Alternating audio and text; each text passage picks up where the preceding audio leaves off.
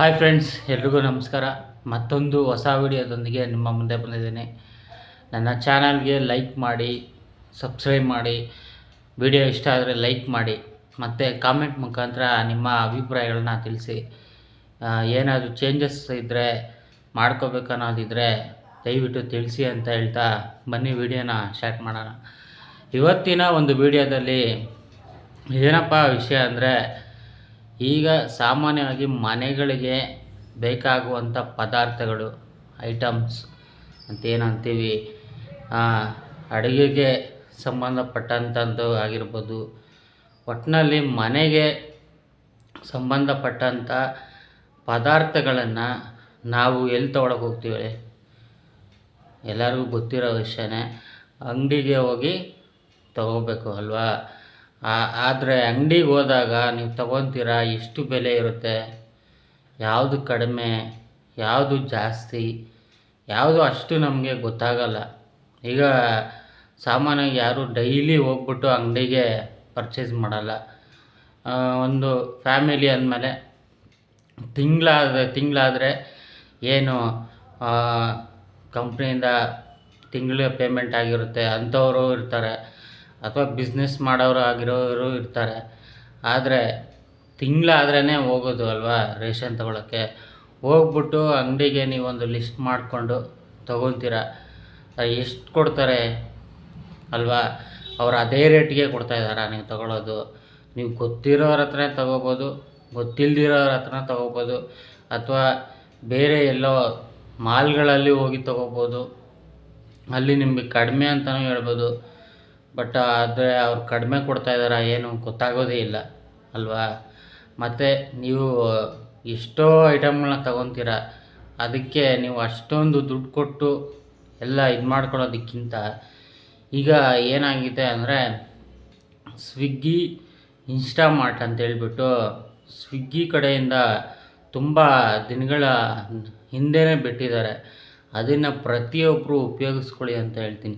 ಇದು ಯಾವುದೇ promotion video ಅಲ್ಲ, ಇದು ಬಂದ್ಬಿಟ್ಟು ನಾನೇ ಆರ್ಡ್ರ್ ಮಾಡಿ ಪರ್ಚೇಸ್ ಮಾಡಿದಾಗ ನನಗೆ ಎಷ್ಟು 300 ರೂಪಾಯಿ ಕಡಿಮೆಗೆ ಸಿಕ್ಕಿದೆ. ಒಂದು ಅಕ್ಕಿನ ಪರ್ಚೇಸ್ ಮಾಡಿದ್ದೆ ನಾನು, 300 ರೂಪಾಯಿ ಕಡಿಮೆಗೆ ತೊಗೊಂಡಿದ್ದೀನಿ. ಬರೀ ಇದೊಂದೇ ಅಲ್ಲ, ಅಕ್ಕಿ ಅಂತಲೇ ಅಲ್ಲ, ನಿಮಗೆ ಮನೆಗೆ ಬೇಕಾಗುವಂಥ ಗೋಧಿ ಹಿಟ್ಟಾಗಿರ್ಬೋದು, ರಾಗಿ ಹಿಟ್ಟಾಗಿರ್ಬೋದು, ಮತ್ತು ಏನೇ ಆಗಿರ್ಬೋದು, ಪ್ರತಿಯೊಂದೂ ಕಡಿಮೆ ಇದೆ. ತರಕಾರಿ ಆಗಿರ್ಬೋದು, ನೀವು ತರಕಾರಿ ಅಂಗಡಿಗೆ ಹೋಗಿ ಅಷ್ಟು ಇಷ್ಟು ಅಂತೀರ, ನೀವು ಅಲ್ಲಿಗೂ ಇಲ್ಲಿಗೂ ಸ್ವಿಗ್ಗಿ, ಇನ್ಸ್ಟಾಮಾರ್ಟ್ ಹೋಗ್ಬಿಟ್ಟು ನೀವು ನೋಡಿ, ಕಂಪೇರ್ ಮಾಡಿ ನೋಡಿ, ಗೊತ್ತಾಗುತ್ತೆ. ಮತ್ತು ಫಸ್ಟ್ ಟೈಮು ಯಾರು ಆರ್ಡ್ರ್ ಮಾಡ್ತಾರೆ ಅವರಿಗೆ 100 ರೂಪಾಯಿ ಫ್ರೀಯಾಗಿ ಕೊಡ್ತಾಯಿದ್ದಾರೆ. ಇದು ಕೂಡ ನೀವು ಉಪಯೋಗಿಸ್ಕೋಬೋದು ಅಲ್ವಾ.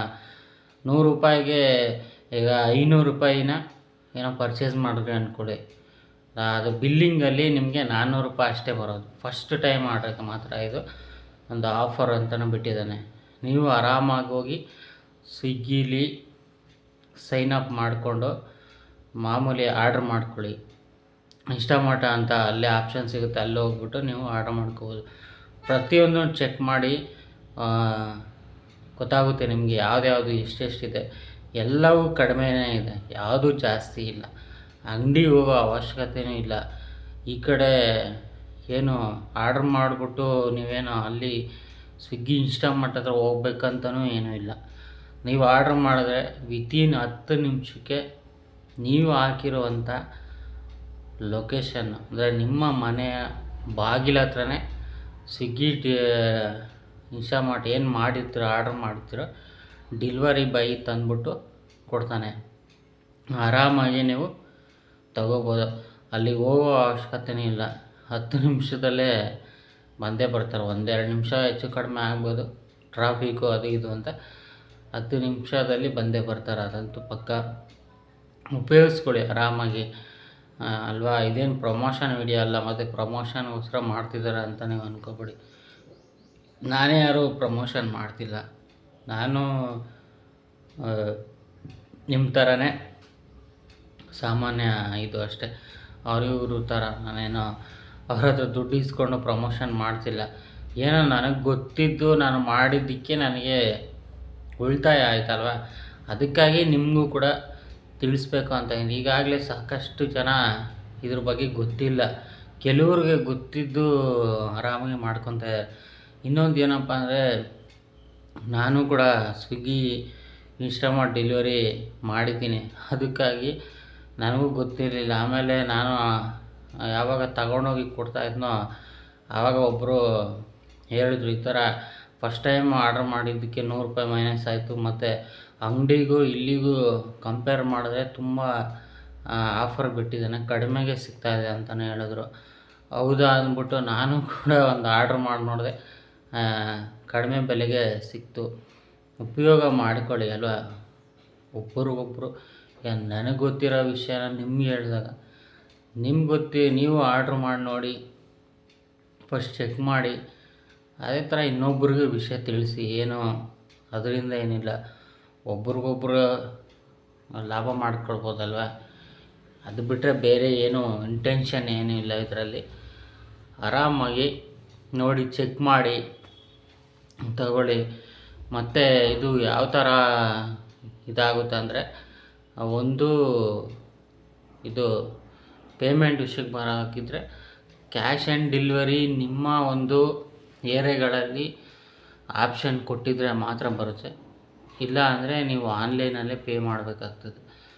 ಆನ್ಲೈನಲ್ಲಿ ಮಾಮೂಲಿ UPIಯಿಂದನೂ ಮಾಡ್ಬೋದು, ಅಥವಾ ಫೋನ್ಪೇ, ಗೂಗಲ್ ಪೇ ಅಥವಾ ಡೆಬಿಟ್ ಕಾರ್ಡಿಂದನೂ ನೀವು ಪೇ ಮಾಡಬೇಕು. ಅಷ್ಟೇ ಪೇ ಮಾಡಿದ್ರೂ ಪರವಾಗಿಲ್ಲ.